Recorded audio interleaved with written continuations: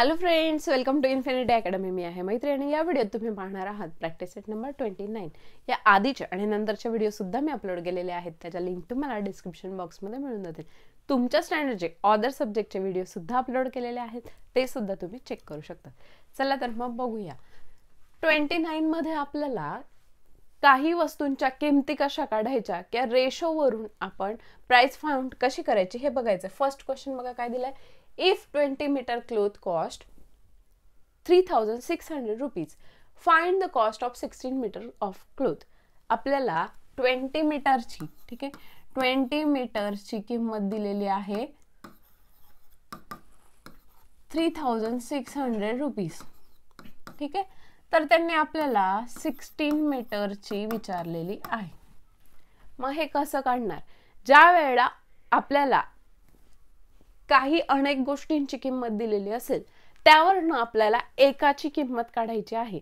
म्हणजे 20 मीटरची दिलेली आहे ना, त्यावरनं आपण 1 मीटर ऑफ क्लोथची प्राइस काढणार, मग त्याला मल्टिप्लाय बाय 16 मीटर करणार. कधीही तुम्हाला ज्या वेळेला अनेक गोष्टींची किंमत दिलेली असेल त्यावरनं एकाची काढायची आणि एकावरनं जितक्याची विचारली तितक्याला मल्टिप्लाय करणार. मग 1 मीटर क्लोथ त्याची किंमत काय येणार? 3600 divided by 20. बरोबर, 3600 डिवाइड बाय 20. आणि आपल्याला काढायची किती आहे? 16 मीटर. मग 16 मीटरची प्राइस कशी येणार?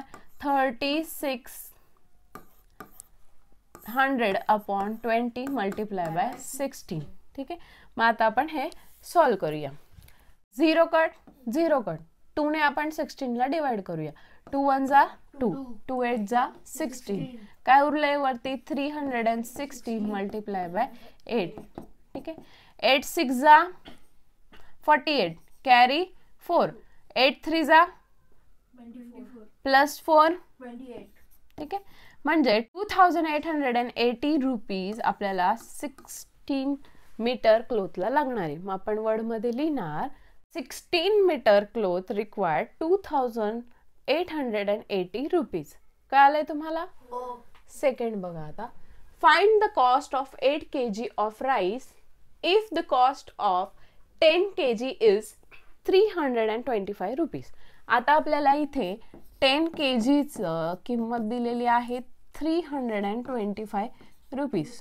ठीक आहे, आणि आपल्याला काढायची 8 kg कितीला? मग आधी आपण एकाची काढणार. ठीक आहे, एकाची कशी काढणार आपण? 325 डिवाइड बाय 10 मल्टिप्लाय बाय कितीची काढायची आपल्याला? 8ची.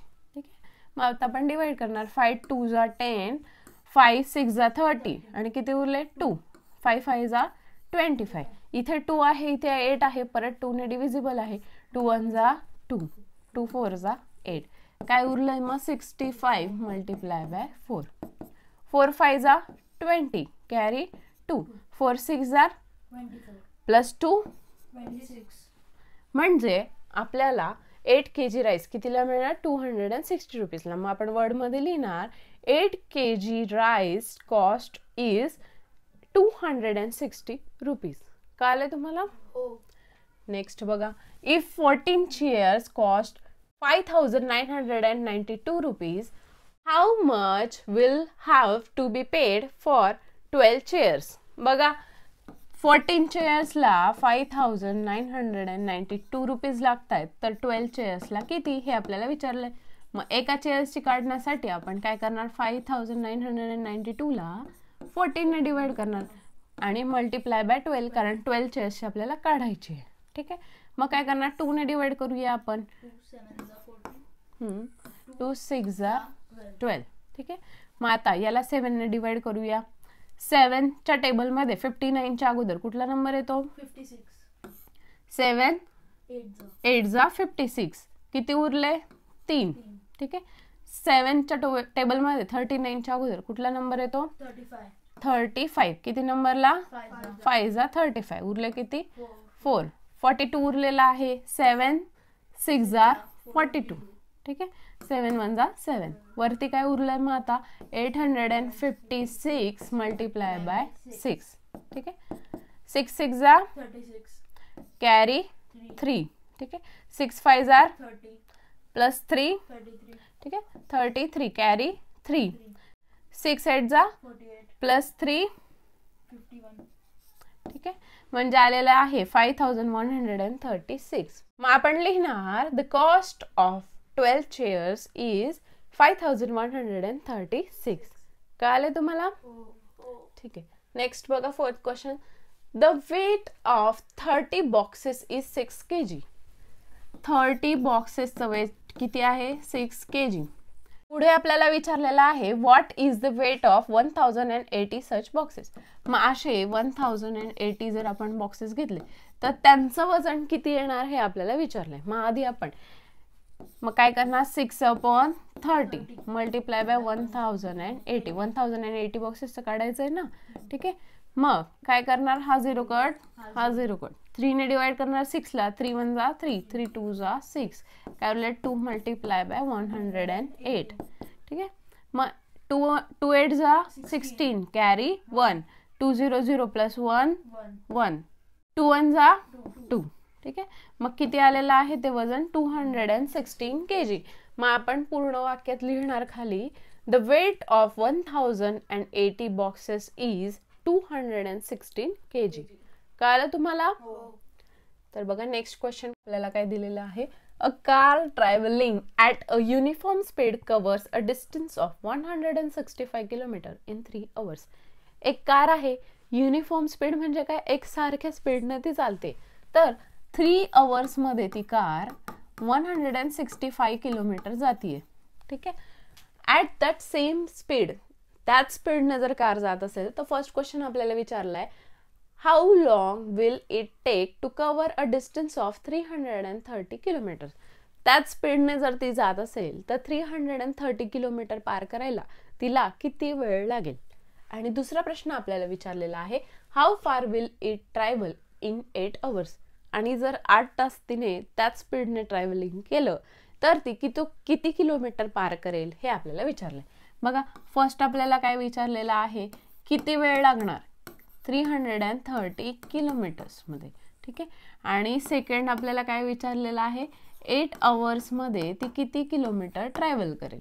ठीक आहे, आता फर्स्ट मध्ये आपल्याला विचारलेलं आहे की 330 किलोमीटर्स किती वेळात. मग ते वेळ काढण्यासाठी आपल्याला सर्वात पहिले काय करावं लागेल की 1 किलोमीटरला तिला किती वेळ लागतोय. मग 1 किलोमीटरला किती वेळ लागतोय हे काढण्यासाठी आपण काय करणार? 3/165. हे काय आहे? मग टाइम रिक्वायर्ड फॉर 1 किलोमीटर. ठीक आहे, टाइम रिक्वायर्ड फॉर 1 किलोमीटर. 1 किलोमीटरसाठी एवढा वेळ लागतोय तर 330 ला किती? मग आपण काय करणार? त्याला मल्टिप्लाय बाय 330. ठीक आहे, आता इथे बघा 3 ने आपण 165 ला डिवाइड करूया. ठीक आहे, 3 1 जा 3, 3 5 जा 15, एक उरला 3 5 जा 15. आता इथे 5 आणि 0 आहे, 5 ने डिव्हिजिबल आहे. 5 1 जा 5, 5 1 जा 5. इकडे 5 6 जा 30, 3 उरले, 5 6 जा 30. 11 1 जा 11 and 11 6 जा 66. मग काय येणार आन्सर? 6 hours.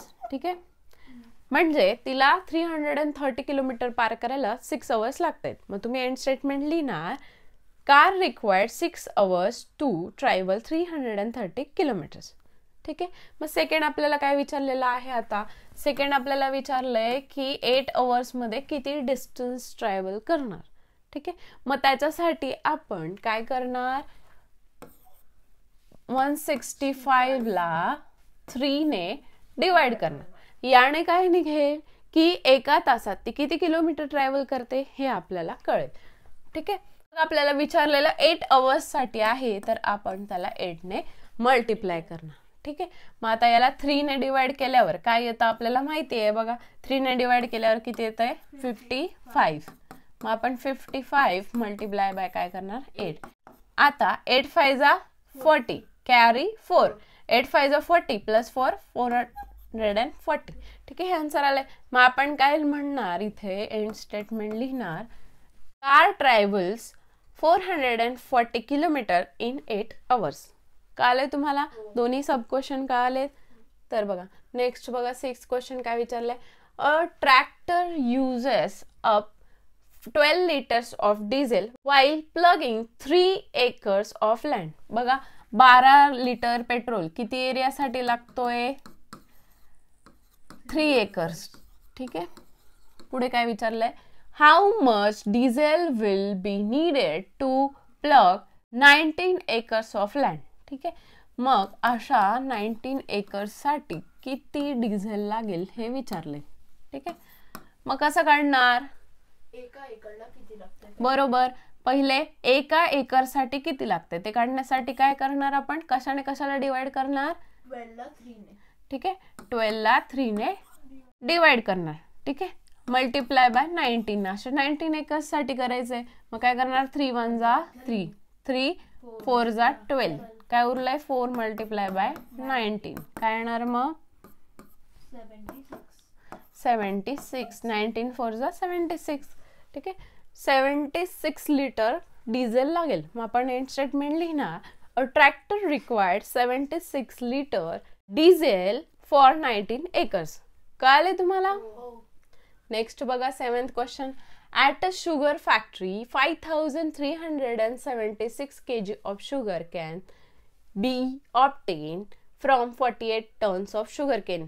बघा 48 टन ऊसापासनं 5376 kg साखर तयार होत आहे. तर पुढे काय विचारलंय? इफ सविता ताई has grown 50 tons of sugar cane. जर तिने 50 टन शुगर केन तयार केलेला आहे, how much sugar will be yield. मग त्याच्यावरनं किती साखर तयार होईल, किती किलो तयार होईल हे विचारलंय. मग आपण काय करणार? एका टन वरनं किती किलो तयार होते हे पहिले काढणार. मग कशाने कशाला डिवाइड करणार सांगा बरं? 48 ने 5376 ला. बरोबर. 48 ने आपण 5376 ला जर डिवाइड केलं तर हे काय झालं? 1 kg मध्ये किती, 1 टन मध्ये किती साखर तयार होते हे निघेल. त्याला मल्टिप्लाय बाय 50 केल्यावर 50 टन्सचा आपल्याला आन्सर येणार. मग काय करणार? याला आधी कशाने डिवाइड करणार सांगा? 12 ने. 12 ने बरोबर. 12 4 जा 48. ठीक आहे. 53 च्या अगोदर 12 च्या टेबल मध्ये कोण येतो? 48. किती नंबरला? 4 जा 48. किती उरले? 5 उरले. 57 तयार झाला. मग 4 जा परत 58. ठीक आहे. मग आता किती उरले? 9. ठीक आहे.